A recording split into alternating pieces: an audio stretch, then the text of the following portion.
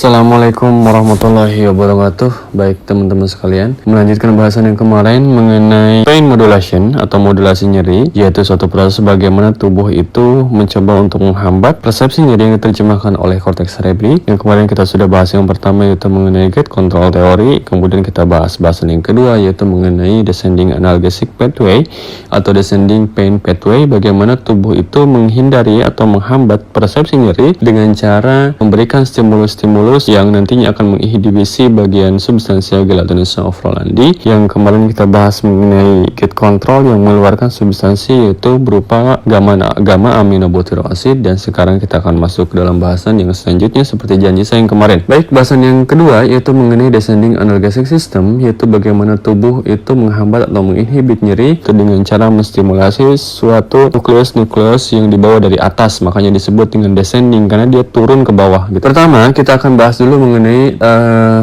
secara anatomisnya. Kita mulai dari sini teman-teman sekalian. Ini yang bulat-bulat seperti roda ini ya, seperti roda ban ini disebut dengan talami atau talamus. Baik, selanjutnya adalah mengenai ini disebut dengan di antara talamus yang kedua ini ya, ini ada talamus, ini ada talamus, ini disebut dengan ventricle atau third ventricle. Kemudian yang di antara ventricle tersebut ada suatu nukleus ya, ada sebuah nukleus di mana nukleus itu akan merambat ya, membawa serabutnya sampai ke nukleus berikutnya, di mana nukleus yang di atas ini disebut dengan periventricular grameter.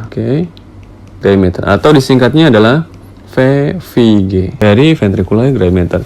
Nah, selanjutnya dia akan membawa serabut sampai ke bawah menuju ke area ujung dari cerebral aqueductus. Nah, ini disebut dengan cerebral aqueductus ya, cerebral aqueductus. Dia akan jadi serabut dari periventricular grameter tersebut, dia akan turun ke bawah menuju yang namanya periaqueductus grameter atau PAG ya. Tulisannya sama kayak ini aqueductusnya, jadi saya singkat aja langsung disebut dengan PAG, periaqueductus grameter. Dari situ serabut-serabut tersebut akan turun lagi ke bawah, kemudian dia akan bersinap ke lateral, dia akan menuju yang namanya locus coeruleus. Ini disebut dengan locus coeruleus ya. Baik teman-teman sekalian, locus coeruleus itu mengandung banyak sekali yang namanya neurotransmitter, apa itu? Norepinefrin atau NE, dan sangat banyak sekali dan sangat kaya sekali neurotransmitter norepinefrin yaitu di locus coeruleus. Selanjutnya dari locus coeruleus tersebut ya, nanti akan membawa serabut sampai ke bawah ya. Sampai kemana? Sampai ke substansia gelatinosa ofrolandi. Nah, kemudian dari situ dari PAG lagi ya, dia akan membawa serabutnya ke bawah sampai turun kemana? Sampai turun ke atau sampai bersinap di reticular formation. Nanti dia akan bersinap di mana? Di reticular formation ya. Dia akan bersinap di sini di reticular formation. Kemudian selanjutnya dia akan membawa serabutnya menuju rapai nucleus magnus. Nah, bagi teman-teman yang belum tahu mengenai reticular formation, saya sudah bahas juga di video sebelumnya yang ada di judulnya adalah protopathis propipathis. Di dalamnya ada saya jelasin mengenai reticular formation, sedikit saya jelasin ya. Dan selanjutnya dari masuk ke dalam rapai nucleus magnus. Nah, dari rapai nucleus magnus dia akan turun lagi. Dia akan bersinap di sini ya, rapai nucleus magnus, kemudian dia akan turun sampai ke substansia gelatinosa ofrolandi. Rapai nucleus magnus itu kaya akan 5-hydroxytryptamin atau bahasa lainnya adalah serotonin. Ya. Nah, kemudian di sini juga ya, yang di reticular formation ada nukleus kecil yang berwarna merah-merah ini ya. Nah, ini nanti akan bersinap juga sampai ke bawah, dua-duanya ya. Akan bersinap, serabut-serabutnya akan terus menjulur sampai substansia gelatinosa ofrolandi ya. Dan nukleus ini disebut dengan apa? Paragigantocellular reticular nucleus.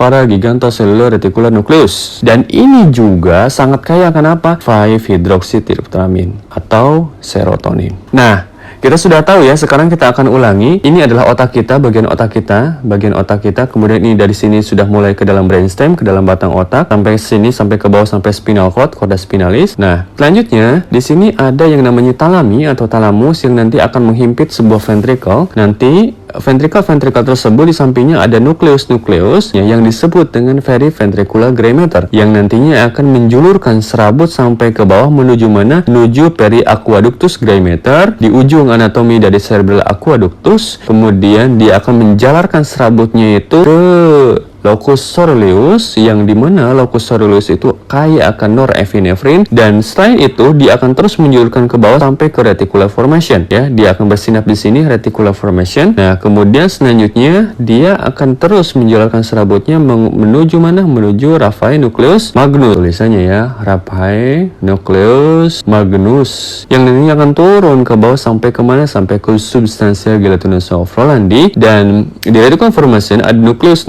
juga yang ini disebut dengan paragigantocellular reticular nucleus, di mana dia juga kaya akan 5-hidroksitriptamin atau 5-hidroksitriptamin, yang dia akan menjulurkan serabutnya atau fibersnya ke bawah sampai ke substansia gelatinosa of Rolandi. Sudah paham sampai gitu cara anatomisnya? Kalau misalkan sudah paham, maka kita akan memulai dengan bagaimana dia modulasinya. Kita ke samping, kita buat gambar yang lebih besar. Saya udah buat gambarnya di sini. Dari sini misalkan ada sebuah rangsangan nyeri di sini. Ini adalah reseptornya, misalkan ini adalah nociceptor. Dia akan membawa rangsangan tersebut menuju ke substansia gelatinosa of Rolandi. Kemudian dia akan bersinap di sini. Jadi gini, dari sini adalah reseptor nyeri, misalkan nociceptor.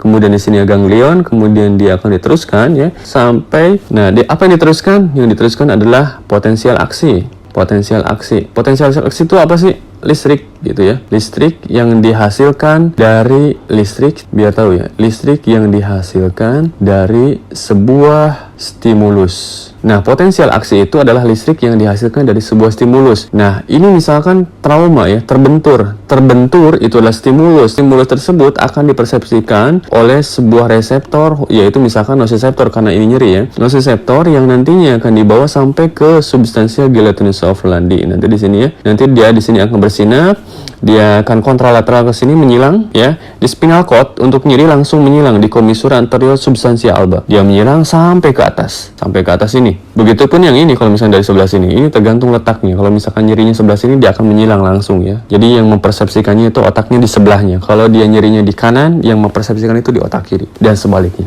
Misalkan ya, tadi ada 3 serabut yang ke bawah, serabut yang tadi saya gambar di bawah ini ya. Nah, saya akan tuliskan lagi di sini. Nah, ini adalah serabut dari atau serabut yang berasal dari paragigantocellular reticular nucleus. Selanjutnya ada serabut yang selanjutnya, yaitu serabut yang berasal dari raphe nucleus magnus. Turun lagi ke bawah. Oke, kemudian ada lagi serabut yang berasal dari locus coeruleus. Turun lagi ke bawah. Oke. Nah, serabut-serabut ini akan mengeluarkan sebuah neurotransmitter, yaitu neurotransmitter yang kaya akan neurotransmitter yang berada pada masing-masing serabut atau masing-masing nukleus yang tadi, di mana locus coeruleus banyak norepinefrin, di mana paragiganto banyak serotonin, dan di mana raphe nucleus magnus juga banyak serotonin. Maka di sini akan banyak apa? Norepinefrin, di sini juga ada serotonin ya. Yang nantinya, ya ini yang menarik ya, teman-teman sekalian. Yang nantinya akan membuat, di sini kan masih ingat gak? Di sini itu ada yang namanya little inhibiting neuron. Yang kemarin di pembahasan selanjutnya saya bahas. Di sini ada little inhibiting neuron nih. Jadi norepinefrin, 5-hidroksitriptamin atau serotonin nanti akan merangsang little inhibiting neuron untuk mengeluarkan sebuah neurotransmitter ajaib. Kalau saya bilang itu sebuah neurotransmitter ajaib atau sebuah neurotransmitter yang sangat luar biasa. Kenapa luar biasa? Karena neurotransmitter ini kinerjanya hampir sama dengan obat yang kalau misalkan orang serangan jantung, saking nyerinya maka harus diberikan morfin. Bener gak? Efeknya itu hampir sama dengan morfin, yaitu apa? Yaitu ada yang namanya, saya tulis di sini, ada yang namanya endorfin, apalagi enkephalin, apalagi dan dinorfin. Nah, jadi little inhibiting neuron itu nanti akan mengeluarkan endorfin, dia akan mengeluarkan enkephalin, dia akan mengeluarkan dinorfin, hasil stimulus dari norepinefrin dan serotonin yang dihasilkan dari 3 serabut ini. Yaitu serabut yang mana? Kita ulangi lagi. Serabut dari paragigantocellular reticular nucleus. Serabut dari mana lagi? Serabut dari locus coeruleus dan serabut dari raphe nucleus magnus. Sehingga norepinefrin dan serotonin tersebut berada di substansia gelatinosa of Rolandi yang nantinya akan menstimulus little inhibiting neuron. Saya tulis ya, biar teman-teman nggak bingung. Little inhibitory neuron yang nantinya dia akan mengeluarkan sebuah neurotransmitter lagi di sini ya, disebut dengan endorfin, enkefalin, dan dinorfin. Sehingga yang terjadi adalah dia akan memblok suatu potensial aksi yang berasal dari reseptor tersebut untuk diteruskan ke sini. Misalkan potensial aksi dari sini itu 20. Ini misalkan aja 20 angkanya. Kemudian di sini ternyata ada endorfin, ada enkefalin, ada dinorfin. Sehingga apa? Sehingga angka 20 ini itu tidak akan mencapai 20 tapi akan berkurang menjadi apa? Menjadi 5. Jangan 5 lah ya.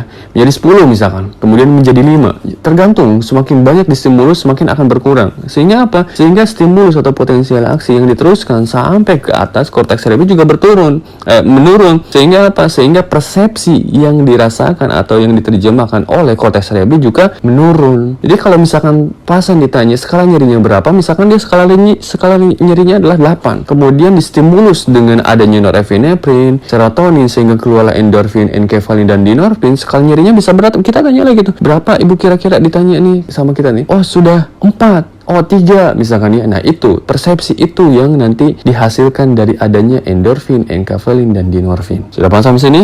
Baik ya, sudah panjang nggak apa-apa, nanti coba saya akan cut. Selanjutnya adalah yang jadi masalah kedua adalah bagaimana ini keluar, begitu kan? Nah pengeluaran ini dibahas di pembahasan yang ini teman-teman sekalian. Misalkan ya, misalkan ada sebuah ini ya, saya akan dengan merah aja. Misalkan di sini ada rangsangan nyeri sampai ke atas sini, tractus spinothalamicus. Ya, tractus spinothalamicus, anterior, lateralis, spinothalamicus, tractus. Kemudian, nah dari sini kan ini itu dari substansia gelatinous sofrandii, kemudian dia akan masuk lurus terus kan. Dia akan membawa potensial aksi tersebut agar dipersepsikan di korteks cerebri ya kan. Nah selain itu, selain dia akan lurus terus, dia juga akan menyilang sini. Untuk apa? Untuk memberikan informasi kepada periaqueductus graemeter bahwa ada respon nyeri ini. Sehingga apa? Sehingga PAG ini terstimulus untuk mengeluarkan stimulusnya itu untuk menghasilkan yang tadi serotonin, norepinefrin, ya kan? Itu cara yang pertama. Cara yang kedua adalah dengan cara nukleus limbik nukleus. Nah, nukleus limbik ini kaya akan apa? Di dalamnya itu ya, di dalamnya itu ada apa? Ada hipotalamus ya, ada hipotalamus, ada ingular cortex, di mana hipotalamus dan ingular cortex ini yang menarik ya teman-teman sekalian. Ketika seorang misalkan ya, ketika seorang beribadah ataupun seorang dalam keadaan relaksasi ya, ataupun seorang dalam keadaan bahagia misalkan ya, bahagia atau senang ya, maka hipotalamus tersebut akan mengeluarkan atau menyuruh hipofisis untuk mengeluarkan suatu zat yang dinamakan dengan endorfin itu. Endorfin yang ada di sini sama halnya dengan endorfin yang ada di sini teman-teman sekalian. Jadi proses untuk pemblokan dari terminal akson dari sini nih. Oke ya. Jadi sangat berpengaruh sekali ketika seorang beribadah atau seorang dalam keadaan senang, relaksasi, maka endorfin tersebut akan mengurangi nyeri di area sini. Substansi gelatinous sofrandii, dia akan memblok di area sini. Oke ya. Nah, itu cara yang kedua, yaitu dengan informasi dari limbik nukleus atau nukleus limbik. Yang ketiga adalah informasi dari korteks cerebri.